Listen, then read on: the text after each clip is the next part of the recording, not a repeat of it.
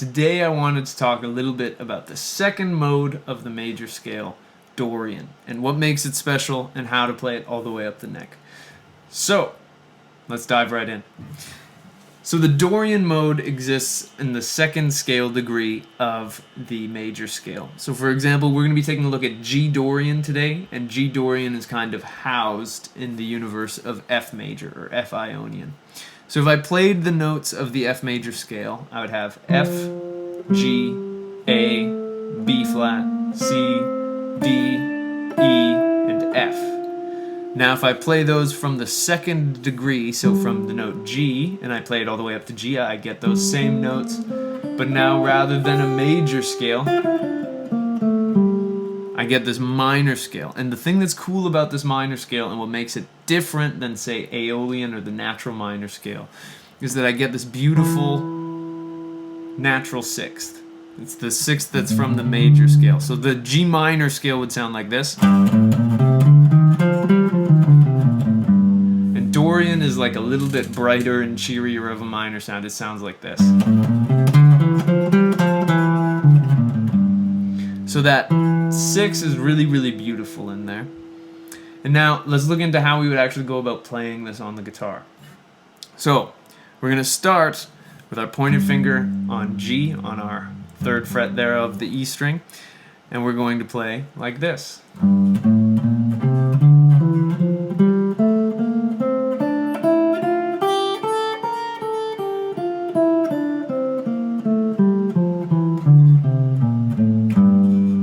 There's our first position of that G Dorian scale. Then we're going to go into the second position, which will start with our pointer finger on the 5th fret of the D string. And if this is the first time you're watching one of my videos, you may notice in all of my diagrams I have a hollow note on the fretboard, and that means that it's our starting and ending point as well as our root. So in this second position of Dorian, we're going to play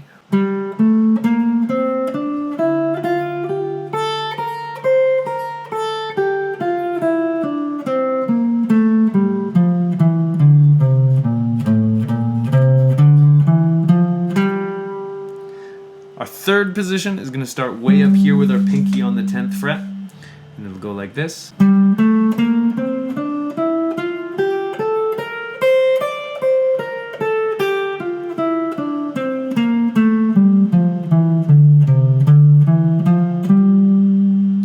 Our 4th position of G Dorian is going to start with our pointer finger on the 10th fret of the A string, and it'll sound like this.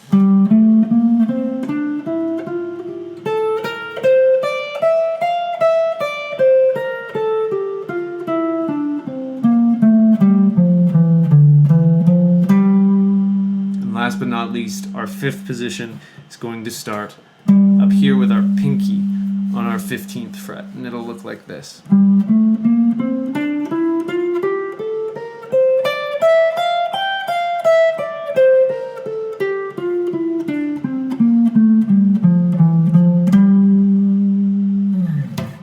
And there's the 5 positions of the Dorian mode in G Dorian.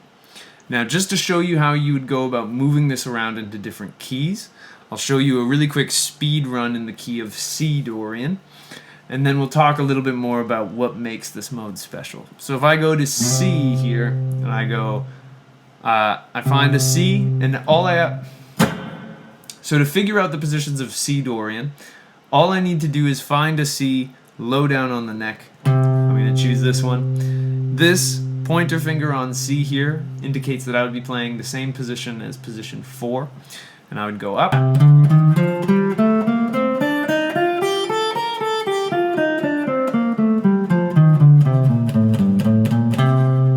And then if I played in position 4, I know my next position will be position 5, because these will always stay in a chain. I get this.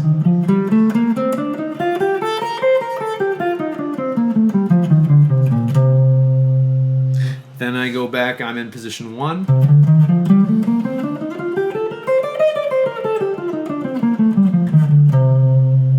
Then my next one would be C on the D string at the 10th fret. This is position 2.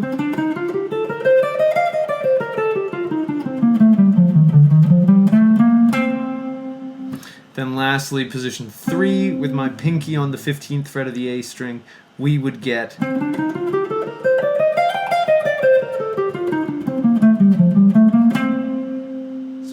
is all the positions of C Dorian, and then you can do this for any other key. If that didn't make sense to you, maybe keep practicing it in G until you really get these positions under your fingers, and then watch this part of the video again. But now, to talk about how you can practice this further than just practicing it, how you can actually use the mode of Dorian. This is a minor mode, because we get the root, the flat third, and the fifth in there. That gives us a minor triad. So this will work beautifully in most applications of a minor chord.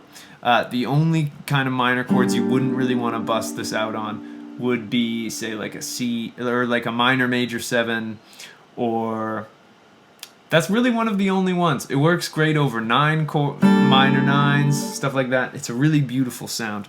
And so one great way to practice this is to either, I have an HX stomp by line 6 that lets me do this wonderful, and I can freeze the chord. If you don't have access to a pedal like this, or like the Electro-Harmonix Freeze, there's a bunch of sound retainer pedals out there nowadays. But if you don't have access to one of these, you can just look up on YouTube G minor drone or whatever it may be, or set up your own drone however you like, and just really explore the sound of it. So if I play a G minor triad here, now I'm going to play the mode of G Dorian.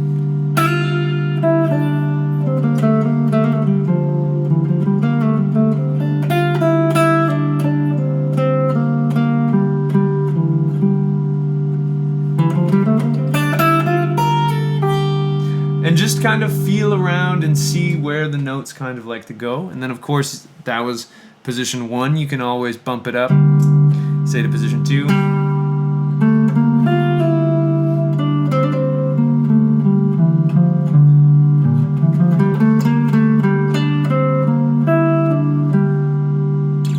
Mess around with it there. So there's a ton of ways that you can go about just kind of feeling out where those things are. And then of course you can try taking some things that you used to do just in your normal minor scale, and you can try pushing them into Dorian. See what happens when you have that natural 6 versus the flat 6. Because again, here, just to give you an example of what the difference is there, here's me playing the G natural minor, or Aeolian mode.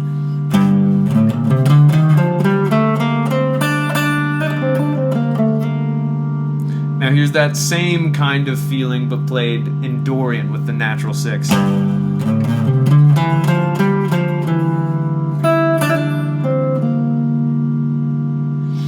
So to me, the Dorian mode's this really beautiful kind of, it's like a minor scale with a slight lift to it.